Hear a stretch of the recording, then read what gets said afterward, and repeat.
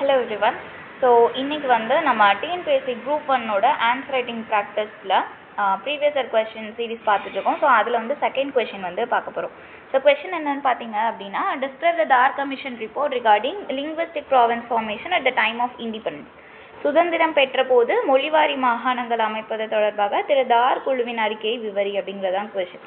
So இப்போ question அப்படிங்கிறத ஒன்று நம்ம பார்த்துட்டோம். ப்ரீவியஸ் இயர் கொஸ்டின் ஒன்று பார்க்குறோம் அப்படின்னா, ஃபர்ஸ்ட் நமக்கு அதுலேருந்து என்ன தெரிஞ்சுக்கணும்னா, சிலபஸில் இருக்கிற எந்த டாப்பிக்கை கவர் பண்ணி இந்த ப்ரீவியஸ் இயர் கொஸ்டின் வந்து கேட்டிருக்காங்க அப்படிங்கிறது நமக்கு தெரியணும். சரியா?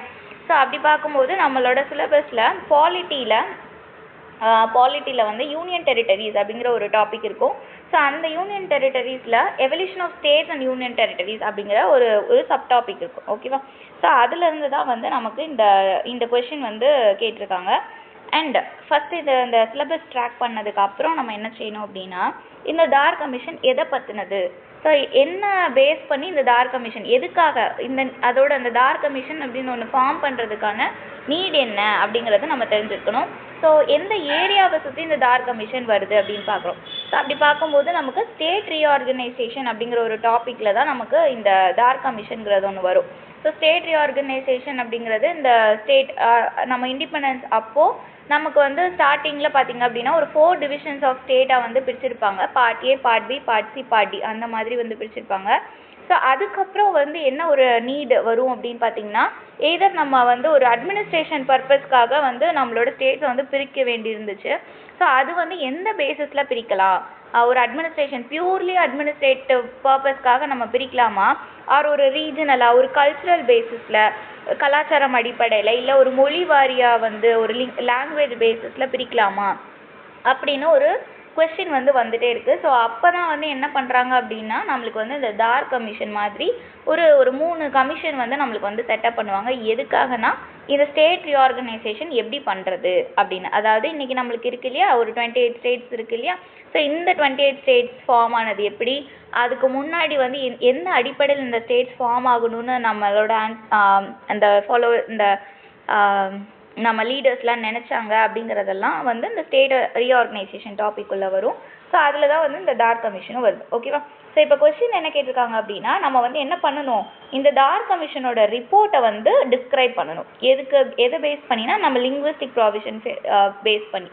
ஓகே. ஸோ தார் கமிஷன் வந்து ஃபஸ்ட்டு நம்மளுக்கு என்ன தெரியணும்னா, தார் கமிஷன் இந்த லிங்குவிஸ்டிக் பேஸிஸை அக்செப்ட் பண்ணாங்களா இல்லையா? பண்ணலை. தார் கமிஷன் அக்செப்ட் பண்ணலை. லிங்குவிஸ்டிக் அடிப்படையில் நம்ம வந்து ஒரு ஸ்டேட்டை வந்து பிரிக்கிறது அப்படிங்கிறத தார் கமிஷன் வந்து ஏற்றுக்கல. சரியா? ஸோ இதுக்கான கொஸ்டின் எப்படி வந்து நம்ம ஸ்ட்ரக்சர் ஃப்ரேம் ஒர்க் பண்ணுறது அப்படின்னு சொல்லிட்டு பார்க்கலாமா? ஸோ ஃபஸ்ட்டு பார்த்தீங்க அப்படின்னா, அஸ் யூஷுவல் நம்ம என்னதான் பண்ணியிருப்போம் அப்படின்னா, நம்ம வந்து ஒரு இன்ட்ரடக்ஷன் வந்து எழுதணும். ஸோ இன்ட்ரடக்ஷனுக்கு நான் சொன்ன மாதிரி நான் ஃபஸ்ட்டு சொன்னோம் இல்லையா, இப்போ வந்து எந்த ஒரு பேக்ரவுண்டில் இந்த தார் கமிஷன் அப்படிங்கிறது உருவாக்கப்பட்டுச்சு அப்படின்னு பார்த்தீங்கன்னா, இந்த 1947-48 இண்டிபெண்டன்ஸ் டைமில் வந்து நமக்கு வந்து ஒரு டிமாண்ட் கிரியேட் ஆச்சு. என்ன அப்படின்னா, நம்மளோட ஸ்டேட்ஸை எந்த அடிப்படையில் பிரிக்கணும், லாங்குவேஜ், கல்ச்சர், இந்த மாதிரி நிறைய இருக்குது. இதில் எந்த அடிப்படையில் பிரித்தா நம்மளோட அட்மினிஸ்ட்ரேஷனுக்கும் வசதியாக இருக்கும், அது போக நம்மளோட நேஷ்னல் இன்டெகிரிட்டி, தேசிய ஒற்றுமை அப்படின்னு ஒன்று இருக்கு இல்லையா, அதுவும் வந்து கெடக்கூடாது அப்படிங்கிற ஒரு டிமாண்ட் இருந்துச்சு. ஸோ அதுக்காக யாரோட பீரியட்லன்னு பார்த்தீங்க அப்படின்னா, நம்மளோட ராஜேந்திர பிரசாத் இருக்காங்க இல்லையா, அவங்க வந்து பிரசிடெண்ட்டாக இருக்கும்போது 1948 வந்து இந்த தார் கமிஷன் அப்படிங்கிற ஒன்றை வந்து அமைச்சிருப்பாங்க, செட்டப் பண்ணியிருப்பாங்க. சரியா? ஸோ ஓகே, இது வந்து இன்ட்ரடக்ஷன். இந்த மாதிரி ஒரு பேக்ரவுண்ட் நாலேஜை வச்சு நீங்கள் வந்து ஒரு இன்ட்ரடக்ஷன் வந்து கொடுத்துக்கலாம். ஸோ இங்கே என்ன கொடுத்துருக்கோம் அப்படின்னா, 1947ஆம் ஆண்டு இந்தியா சுதந்திரம் பெற்ற போது மாநிலங்களை மொழி வாரியாக பிரிக்க வேண்டுமா அல்லது நிர்வாக வசதிக்கு ஏற்ப அமைக்க வேண்டுமா என்ற விவாதம் எழுந்தது. இதனை ஆய்வு செய்கிறதுக்காக நம்ம வந்து தார் கமிஷன் வந்து அமைச்சுக்கிட்டோம் அப்படின்னு சொன்னாங்க. அடுத்து ஓகே, இந்த தார் கமிஷன் எதை பற்றி அப்படிங்கிறதையும் நம்ம வந்து ஒரு லைன் கொடுத்துட்டா இன்னும் பெட்டர். ஸோ தார் கமிஷன் எதை பற்றி அப்படின்னா, மொழி வாரியாக மாகாணங்கள் பிரிக்க வேண்டுமா இல்லையா அப்படிங்கிறதுக்காக அமைக்கப்பட்ட குழு அப்படின்னு நீங்கள் ஒரு லைனில் கூட எழுதிக்கலாம் இந்த இன்ட்ரடக்ஷனுக்கு அப்புறம். ஓகே, இப்படி மொழிவாரி மாநிலங்கள் பிரிக்கிறதுக்கான என்ன தேவை, அதை அப்படி பிரித்தா நம்மளுக்கு என்ன நல்லது நடக்கும், அப்படி பிரிக்கல அப்படின்னா ஓகே, அது பிரிக்கல இப்போ இல்லை, ஓகே, பிரிக்கிறதுனால என்ன நடக்கும், அது அப்படி பிரிக்கிறதுனால என்ன கெட்டதும் நடக்கும் அப்படிங்கிறது, அதாவது நம்மளோட பெனிஃபிட்ஸ் என்ன, நம்மளோட சேலஞ்சஸ் என்ன அப்படின்னு பார்த்தோம் அப்படின்னா, நன்மைகள் பார்த்தீங்க அப்படின்னா மக்களின் உளவியல் ஒருங்கிணைப்பை உருவாக்கியது. அதாவது ஒரு லாங்குவேஜ் அப்படிங்கிறது என்ன அப்படின்னா அது வந்து ஒரு ஒரு மீடியம் ஆஃப் இன்ஸ்ட்ரக்ஷனாக மட்டும் நம்ம வந்து லாங்குவேஜ் இப்போ தமிழ் அப்படின்னா அதை வந்து நம்ம ஒரு பேசுகிற ஒரு மொழியாக மட்டும் பார்க்குறது இல்லை, அது வந்து நம்மளோட உணர்வுகள். தமிழ் அப்படிங்கிறது நம்மளோட உணர்வாக இருக்குது இல்லையா, அதே மாதிரி ஒவ்வொருத்தவங்களுக்கும் அவங்களோட லாங்குவேஜ் அப்படிங்கிறது அவங்கவுங்களுக்கான உணர்வாக வந்து இருக்கும். அப்போது ஒரு ஒரு லாங்குவேஜ் பேசிஸில் நீங்கள் ஒரு ஸ்டேட்டை பிரிக்கிங்கன்னா அந்த மக்கள் எல்லாருமே வந்து ஒரே உணர்வு கொண்ட ஒரு மக்களாக இருப்பாங்க. அதனால் வந்து நம்ம லாங்குவேஜ் பேசிஸில் இந்த ஸ்டேட் ரீஆர்கனைசேஷன் பண்ணலாம் அப்படிங்கிறது ஒரு ஒரு பாயிண்ட்டு. ரெண்டாவது பார்த்தீங்க அப்படின்னா நிர்வகிக்க எளிதானது. இப்போ லாங்குவேஜ் வந்து எப்படி வந்து ஒரு ஐடென்டிட்டி இல்லை நம்ம வந்து உணர்வு அப்படின்னு சொல்கிறோமோ அதே மாதிரி அந்த மக்களுக்குன்னு ஒரு கலாச்சாரம் ஒரு ஒரு ஒரு அவங்க பின்பற்ற ஒரு வழிபாடாக இருக்கலாம், ஏதோ ஒன்றா இருக்கலாம். ஸோ அது வந்து அவங்களுக்குன்னு யூனிக்காக இருக்கும் இல்லையா. அந்த மாதிரி இப்போ நம்ம லாங்குவேஜ் பேஸில் பிரிச்சுட்டோம் அப்படின்னா இவங்களுக்கு எல்லாத்துக்கும் ஒரு ஒரு இவங்களை நிர்வகிக்கிறதுக்கான ஒரு லா அந்த மாதிரி வந்து நம்ம வந்து கொண்டு போகலாம். ஸோ நமக்கு நிர்வாகம் பண்ணுறது எளிதாக இருக்கும் அப்படின்னு அவங்க சொல்கிறாங்க. மூணாவது பாயிண்ட் பார்த்தீங்க அப்படின்னா உருவாக்கப்பட்ட இந்திய ஒன்றியம். அதாவது இந்தியா அப்படிங்கிற ஒரு ஸ்டேட்டில் வந்து இந்தியா அப்படிங்கிற ஒரு கண்ட்ரியில் வந்து யுனைட் இன் டைவர்சிட்டி அகைன். ஸோ நம்ம வந்து நிறைய மொழி பேசுகிறோம், நிறையா கலாச்சாரம் பின்பற்றுறோம், நிறையா மொழிகள் நிறைய வளங்கள் வந்து நமக்கு இருக்குது. ஆனாலும் நம்ம எல்லோரும் இந்தியா அப்படிங்கிற ஒரு ஒரு ஒருமைப்பாட்டுக்குள்ளே ஒன்றா இருக்கோம். ஸோ இந்த ஒருமைப்பாடு எப்போ வந்து கடைசி வரைக்கும் நிலச்சிருக்கோன்னா அந்தந்த பீப்புளுக்கு அவங்கவுங்களுக்குன்னு இருக்கிற உரிமைகளை வந்து நம்ம கொடுக்குறோம். அப்படிங்கிறப்போ நமக்கு வந்து இந்த ஒருமைப்பாடு வந்து சீர்குலையாமல் இருக்கும். அதனால் உருவாக்கப்பட்ட இந்திய ஒன்றியம் வந்து ப்ராப்பராக இருக்கணும் அப்படின்னா நமக்கு வந்து இந்த மொழிவாரி மாகாணங்கள் பிரிக்கிறது வந்து நல்லது. ஃபார் எக்ஸாம்பிள் பார்த்தீங்க அப்படின்னா பாகிஸ்தான் அண்ட் ஸ்ரீலங்கா, பாகிஸ்தான்லேயும் இலங்கையிலையும் பார்த்தீங்கன்னா இந்த மொழி உணர்வுகள் காரணமாகவே வந்து என்னன்னா அடிக்கடி பிரச்சனை வந்துட்டு இருக்கதை நம்மளால் பார்க்க முடியும். ஸோ இதை தவிர்க்கிறதுக்கு இந்தியாவுக்கு வந்து ஒரு பிரிக்கப்பட்ட மொழி வாரியாக பிரிக்கப்பட்ட மாகாணங்கள் இருக்கிறது நல்லது அப்படிங்கிறது நம்ம நன்மைகள் சைடில் பேசுகிறோம். இதே மாதிரி என்னென்ன தீமைகள் இருக்கும் அப்படின்னு பார்த்தீங்கன்னா சமமற்ற அளவிலான மாகாணங்கள் விளைந்தது. அதாவது எப்படி ஒரு நம்ம வந்து ஸ்கேல் வச்சு கோடு போட முடியாது இல்லையா, இந்த மொழி பேசுகிறவங்களுக்கு இவ்வளோ இடம் இவங்களுக்கு இவ்வளோ இடம் அப்படின்னு சொல்லிட்டு நம்மளால் பிரித்து கொடுக்க முடியாது. அப்போது ஒரு ஒரு மொழியை சார்ந்தவங்களுக்கு அதிகமான இடமும் ஒரு மொழியை சார்ந்தவங்களுக்கு கம்மியான இடமும் கொடுத்தோன்னா அதில் வந்து சில பிரச்சனைகள் வரும் அப்படிங்கிறது தீமைகளில் வந்து ஃபஸ்ட்டு பாயிண்ட் சொல்கிறோம். அடுத்து ரெண்டாவது பாயிண்ட் என்ன சொல்கிறோம் பாருங்கள், அனைவரின் தேவையையும் பூர்த்தி செய்ய முடியவில்லை. இப்போ நம்ம இந்தியாவில் அப்படின்னு பார்த்தோன்னா ஒரு 600க்கு மேற்பட்ட மொழிகள் வந்து இருக்குது. ஸோ அப்போது 600 மொழி பேசுகிறவங்களுக்கு நம்ம தனித்தனியாக ஒரு ஸ்டேட் வந்து கொடுக்க முடியுமான்னு கேட்டால் கொடுக்க முடியாது. ஸோ அது வந்து ஒரு பிரச்சனை. ஃபார் எக்ஸாம்பிள் பார்த்தீங்கன்னா நம்ம மகாராஷ்டிரா அண்ட் கர்நாடகா 2 பேருமே வந்து அவங்களோட எல்லையை வந்து பிரிக்க சொல்லி, அதாவது மராத்தி பேசுகிறவங்களும் கன்னடா பேசுகிறவங்களையும் தனித்தனியாக பிரிக்க சொல்லி இப்போ வரைக்கும் ஒரு ஒரு பிரச்சனை வந்து போயிட்டுருக்கு. ஸோ இந்த மாதிரி ஒவ்வொருத்தவங்களும் கேட்க ஆரம்பிச்சிட்டாங்க அப்படின்னா நம்மளுக்கு வந்து அங்கே வந்து ஒரு சிக்கல் இருக்கும். அது வந்து நம்ம தீமையில் ஒரு பாயிண்டில் சொல்கிறோம். அடுத்து வந்து இந்த பிரிவினைவாதம் அப்படிங்கிறது ஒன்று. இப்போ வந்து நம்ம எல்லாருமே எல்லா மொழி பேசுகிறவங்களும் எல்லா கலாச்சாரம் பின்பற்றுறவங்களும் ஒரே மாதிரி இருக்கிற இடத்துல இப்போ நம்ம மொழி வாரியாக நம்ம பிரித்து கொடுத்துட்டோம் அப்படின்னா அவங்களுக்குள்ள ஒரு பிரிவினைவாதத்தை நம்மளே வந்து என்ஃபோர்ஸ் பண்ணுற மாதிரி இருக்கும் அப்படிங்கிறது தீமைகள் அப்படிங்கிற ஒரு பாயிண்டில் வந்து சொல்கிறோம்.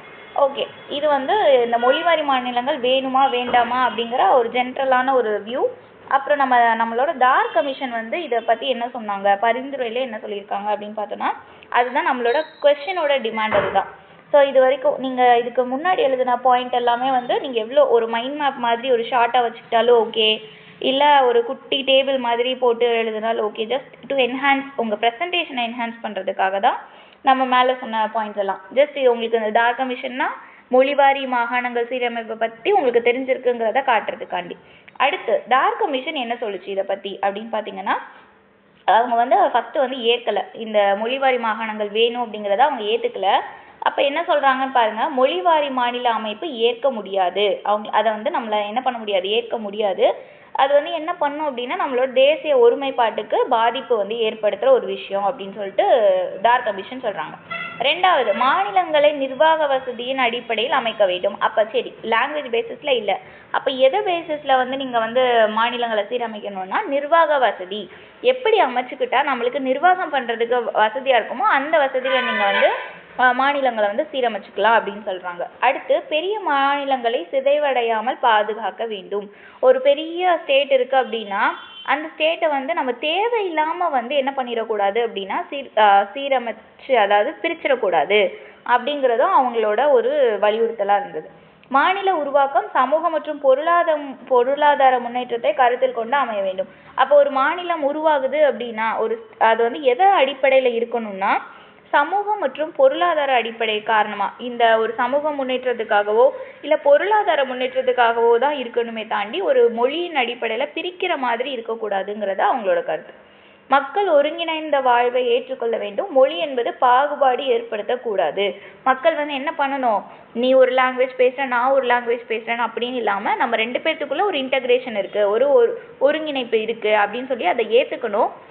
அதை வந்து என்ன செஞ்சிடக்கூடாதுன்னா மொழி வந்து பாகுபாடு படுத்தக்கூடாது அப்படின்னு சொல்லிட்டு இதுதான் வந்து டார் கமிஷன் முத 1948 நமக்கு டார் கமிஷனோட ரிப்போர்ட்ல இதை தான் வந்து சொல்லியிருப்பாங்க. ஸோ அவங்க எப்போ ரிப்போர்ட் டிசம்பர் 1948 ரிப்போர்ட் வந்து சப்மிட் பண்ணியிருப்பாங்க. சரியா? ஸோ இது வந்து சொல்லிட்டாங்க. ஆனாலும் ஆஃப்டர் இந்த டார் கமிஷன் இவ்வளோ இது ஏற்க முடியாதுன்னு சொல்லிட்டாங்க, எல்லாமே பண்ணிட்டாங்க. ஆனாலும் அதுக்கப்புறம் நம்மளுக்கு மொழிவாரி மாகாணங்கள் பிரிக்கப்பட்டது. ஸோ அது எப்படி நடந்துச்சு அப்படின்னா அதுக்கு காரணம் வந்து நம்ம ஆந்திரா வந்து நம்ம மெட்ராஸ்லேருந்து பிரிஞ்சு போனதான். ஸோ நம்ம பொட்டி ஸ்ரீராமலு அப்படின்னு சொல்லிட்டு ஆந்திராவை சேர்ந்த ஒருத்தர் இருப்பாங்க. ஸோ அவங்க என்ன பண்ணுவாங்க அப்படின்னா இல்லை எங்களுக்கு ஆந்திரா அப்படிங்கிற ஒன்று தனியாக மொழிவாரி மாகாணமாக எங்களுக்கு பிரிச்சே ஆகணும் அப்படின்னு சொல்லிட்டு ஃபாஸ்ட் அண்டர் டெத், சாகும் வரை உண்ணாவிரதம் அப்படின்னு சொல்லிட்டு அவர் வந்து ஒரு 1953 ஆரம்பித்து அவர் வந்து இறந்தும் போயிடுவார். ஸோ அவரோட இறப்புக்கு பின்னாடி தான் சரி ஓகே அப்போ ஓகே நம்ம மொழி வாரியாக மாநிலம் அப்படின்னு சொல்லிட்டு மாகாணம் அப்படின்னு சொல்லிட்டு நம்ம மெட்ராஸ்லேருந்து ஆந்திராவை வந்து பிரித்து கொடுத்துருவாங்க. ஸோ முத ஒரு மொழிவாரி மாநிலம் பிரிக்கப்பட்டது அப்படின்னா அது வந்து யாருன்னா நம்மளோட ஆந்திரா தான். தெலுங்கு பேசும் மக்கள் தனி மாநிலத்துக்காக போராடினார்கள். ஆனால் தார் குழு அதை நிராகரித்தது. வந்து தார் குழு நிராகரித்தது தான். அதுக்கப்புறம் பொட்டி ஸ்ரீராமலோட உண்ணாவிரதத்துக்கு அப்புறம் தான் அது வந்து ஆந்திரா அப்படிங்கிற ஒரு ஸ்டேட் வந்து உருவாச்சு. சரியா? ஸோ இதெல்லாம் வந்து நீங்கள் வந்து பேசிட்டு ஆஃப்டர் தட் அதுக்கப்புறம் நீங்கள் என்ன செய்யலாம் அப்படின்னா ஓகே இந்த மாதிரி மொழி அமைப்பில் டார் கமிஷன் இதெல்லாம் சொல்லுச்சு. இதை தாண்டி வேற என்னென்ன கமிஷன்லாம் வந்து இருந்துச்சு, பிற குழுக்கள் பிற அமைப்புகள் அப்படின்னு சொல்லிட்டு நீங்கள் வந்து அடுத்து வந்து நம்ம ஜேவிபி கமிட்டியும் ஃபசல் அலி கமிஷனும் அவங்க 2 பேருமே வந்திருப்பாங்க. ஸோ ஜேவிபி கமிட்டியும் ஃபஸ்ட்டு வந்து அக்செப்ட் பண்ணியிருக்க மாட்டாங்க. பட் அடுத்து ரொம்ப நாளுக்கு அப்புறம் வந்து ஓகே அப்படிங்கிற மாதிரி வந்து ஒரு ஸ்டேட்மெண்ட் வந்து கொடுத்துருப்பாங்க. சரியா? ஸோ அதையுமே நீங்கள் வந்து பிற குழுக்கள் அப்படின்னு சொல்லிட்டு ஒரு குட்டியாக நீங்கள் எங்கேயாவது மென்ஷன் பண்ணால் ஓகே, ஓகே நீங்கள் கன்க்ளூஷனில் கூட அதை வந்து சொல்லி முடிச்சுக்கலாம். ஸோ முடிவுரை அப்படின்னு பார்க்கும்போது தார் குழுவின் பரிந்துரைகள் மக்கள் எதிர்ப்புக்கு உள்ளாகின. ஸோ ஃபஸ்ட்டு வந்து பீப்புள் வந்து என்ன பண்ணாங்கன்னா அதுக்கு அப்போஸ் தான் பண்ணாங்க, ஒத்துக்கல தார் குழுவோட ரிப்போர்ட்டுக்கு. அதனால் ஃபஸ்ட்டு அதுக்கப்புறம் தான் பொட்டி ஸ்ரீராமலு இருக்கார் இல்லையா அவரோட ப்ரொட்டஸ்ட் நடந்துச்சு. அதனால் ஆந்திரா வந்து உருவாக்கப்பட்டுச்சு. அதுக்கப்புறம் 1956 அப்புறம் தான் மாநில மறுசீரமைப்பு ஆணையம் அப்படின்னு ஒன்று அமைக்கிறாங்க. அவங்க தான் என்ன பண்ணுறாங்க அப்படின்னா மற்ற ஸ்டேட்ஸ் எல்லாத்தையும் மொழி வாரியாக வந்து பிரிக்கிற ஒரு ஆக்ஷனை வந்து அவங்க தான் செய்கிறாங்க. ஓகே, ஸோ இந்த மாதிரி ஒரு டெவலப்மெண்ட்டுக்கு அப்புறம் தான் இன்றைக்கி நம்ம இப்போ தமிழ்நாடு அப்படின்னா மெஜாரிட்டியாக தமிழ் பேசுகிற மக்கள் இருக்கும், கர்நாடகா அப்படின்னா அங்கே கன்னடா பேசுகிற மக்கள் இருக்காங்க, கேரளா அப்படின்னா மலையாளம் பேசுகிற மக்கள் மெஜாரிட்டியாக இருக்காங்க. ஆனால் நான் என்ன சொல்கிறேன்னா நம்ம எல்லாருமே மெஜாரிட்டி தான் இருக்கோம், இவங்க மட்டும்தான் இருக்காங்க அப்படின்னு நம்ம இந்த இடத்துலையும் மென்ஷன் பண்ணலை. ஸோ இப்போயும் நம்ம இந்தியாவோட அந்த ஒருமைப்பாடை வந்து காத்துட்டு தான் இருக்கோம். தமிழ்நாட்டில் மலையாள மக்கள் வரக்கூடாதுன்னு நம்ம வந்து சொல்லவே மாட்டோம், கேரளாக்குள்ளே தமிழ் மக்கள் வரக்கூடாதுன்னு அவங்க சொல்லவே மாட்டாங்க. ஆனால் ஒரு மெஜாரிட்டி பேசிஸ் தமிழ்நாடுங்கிறது தமிழ் மக்களுக்கான ஒரு மெஜாரிட்டி ஏரியா இருக்குது, கேரளா அப்படிங்கிறது ஒரு மலையாளிக்கான ஒரு மெஜாரிட்டி ஏரியாவாக இருக்குது அப்படின்னு தான் நம்ம வந்து பேசுவோம். சரியா? ஸோ இதெல்லாம் வந்து நீங்கள் வந்து உங்களோட ஆன்சரில் கொண்டு வரலாம். ஓகே, ஸோ ஜஸ்ட் நான் ஒரு ஹிண்ட் சம்மரி மாதிரி கொடுக்குறேன். ஃபஸ்ட்டு நீங்கள் உங்களோட இன்ட்ரடக்ஷன் எழுதுறீங்க. இன்ட்ரடக்ஷனில் என்ன எழுதியிருக்கணும் அப்படின்னா அந்த பேக்ரவுண்ட் எதனால் வந்து இந்த டார் கமிஷன் அப்படிங்கிற ஒன்று உருவாக்குனாங்க அந்த இன்ஃபர்மேஷன்லாம் கொஞ்சம் கொடுத்துட்டு, அடுத்து இந்த டார் கமிஷன் எதை பற்றினது அப்படிங்கிறத ஒரு சின்ன ஒரு குட்டி லைன் கொடுத்துட்டு, அடுத்து இந்த மொழிவாரி மாகாணங்களில் வந்து அதில் என்ன நன்மைகள் இருக்குது என்ன தீமைகள் இருக்குது அப்படின்னு சொல்லிட்டு கொடுக்கலாம். அதுக்கப்புறம் இந்த நன்மைகள் தீமைகளையும் வச்சு நம்ம டார் கமிஷன் வந்து என்ன டிஸ்கிரைப் பண்ணாங்க, இந்த பிரிக்கலாமா கூடாதான்னு சொன்னாங்க அப்படின்னு நீங்கள் எழுதிட்டு அதுக்கப்புறம் ஃபைனலாக முடிவுரை இந்த மாதிரிலாம் இருந்தால் கூட நமக்கு இன்னைக்கு வந்து நம்மளுக்கு இந்த மாதிரி மொழிவாரி மாகாணங்கள் இருக்குது. ஆனால் அது வந்து ஒரு பெரும்பான்மையான ஒரு இடமா இருக்கே தவிர இவங்களுக்கு மட்டும்தான் இருக்குது, இவங்களுக்கு கிடையாது அப்படிங்கிற மாதிரி நம்ம எங்கேயும் இல்லை. இதன் மூலமாக நம்ம என்ன பண்ணுறோம் அப்படின்னா தேசிய ஒருமைப்பாடை இன்னுமே வந்து பாதுகாத்துட்டு தான் இருக்கோம். இந்த மாதிரி ஒரு பாசிட்டிவான ஒரு கன்க்ளூஷனோட நீங்கள் வந்து முடிச்சுக்கலாம். சரி, ஸோ இதை தான் வந்து இந்த கொஷின், இது இப்படி தான் ஹேண்டில் பண்ணணும். இதை தாண்டி நீங்கள் வந்து இப்படி ஒவ்வொரு ப்ரீவியஸ் இயர் கொஷினோட மெயின்ஸ் கொஷின் படிக்கும்போதே அதுக்கான நீங்கள் ப்ரிலிம்ஸ் ஃபேக்ட்டையும் கொஞ்சம் படிச்சிட்டிங்க அப்படின்னா பெட்டர். ஸோ இதில் என்னென்ன ப்ரிலிம் ஃபேக்டெல்லாம் படிக்கணும் அப்படின்னு பார்த்தீங்கன்னா, என்ன பீரியட் 1948 அப்போ யார் வந்து பிரைம் மினிஸ்டராக இருந்தாங்க, யார் சீஃப் மினிஸ்டராக இருந்தாங்க, யார் பிரசிடெண்ட்டாக இருந்தாங்க, அப்புறம் இந்த தார் கமிஷனுக்குள்ளே யார் யாரெல்லாம் இருந்தாங்க, அப்புறம் மற்ற கமிட்டிஸ்லாம் என்ன, இதுக்காக வந்து மற்ற கமிட்டிஸ்லாம் என்ன அப்படின்னு சொல்லிட்டு நம்ம லக்ஷ்மிகாந்த் புக்கில் ஒரு ஃபஸ்ட்டு கொஞ்சம் பேஜஸ்லேயே வந்து இந்த டீட்டெயில்ஸ் எல்லாமே உங்களுக்கு வந்து கிடச்சிரும். சரியா? ஸோ அதையும் கொஞ்சம் நீங்கள் வந்து முடிச்சிட்டிங்கன்னா நீங்கள் இந்த டாப்பிக்கே வந்து கம்ப்ளீட் பண்ணிடலாம். ஓகே, அவ்வளோதான். ஸோ இங்கிலீஷில் பார்த்தீங்க அப்படின்னா அதே தான் நம்ம வந்து கொடுத்துருப்போம், ஜஸ்ட் ரீட் பண்ணி பாருங்கள். அண்ட் 2 பேர் வந்து ஆன்சர் ரைட்டிங் பண்ணி எங்கள் டெலகிராம் குரூப்பில் சென்ட் பண்ணியிருந்தீங்க. ஸோ அதுக்கான ஃபீட்பேக் வந்து ஜஸ்ட் உங்களுக்கு பர்சனலாக வந்து கொடுப்போம். ஓகேவா? அண்ட் இதை வந்து கொஞ்சம் நீங்கள் வந்து என்ன பண்ணணும்னா கண்டிப்பாக ப்ராக்டிஸ் பண்ணணும். ஜஸ்ட் இது எப்படின்னு அப்படின்னு கேட்டுட்டு நீங்கள் உங்களோட ஆன்சரில் இதெல்லாம் இம்ப்ளை பண்ணியிருக்கீங்களா, இந்த மாதிரி ஒரு ஸ்ட்ரக்சரில் கொடுத்துருக்கீங்களான்னு நீங்களே செக் பண்ணுங்கள்.